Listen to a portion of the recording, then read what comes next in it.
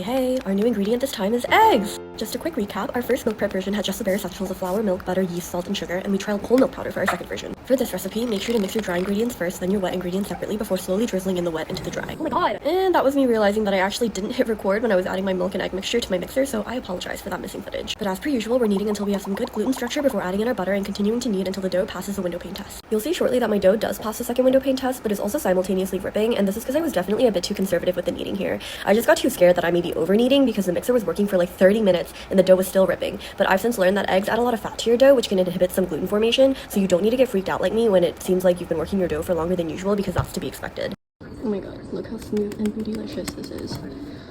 Are y'all ready?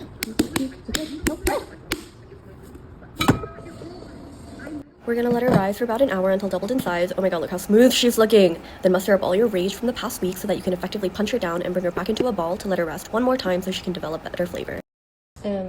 Bruh, I do believe it has been overproofed.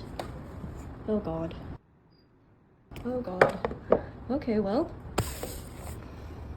I doubled my recipe for this to save half for a top secret project I'll share with y'all soon, so I'm just dividing up the dough here and putting that special half in the fridge overnight. Guys, just for context, if you have a nonstick tin like me, this buttering step is technically unnecessary and it's just for additional flavor, but it's really not my place to not put as much butter in my body as I can, so I always butter it. And then here's me realizing that my phone actually didn't record any of the 20 minutes I just spent shaping the dough and placing it in my tin because my phone was out of storage space, so that's super cool. But you can watch my milk bread round 1 video for a more in-depth look into the shaping bit. Then we bake her up and tap the tin on your stovetop grill a few times to let out the water vapors, and then we're done! Okay, so you can see that this bread tear is not nearly as stringy with like those long ribbons of bread that were shown in my other breads, but it's actually because of the eggs, but I'll dig into that in a separate video later.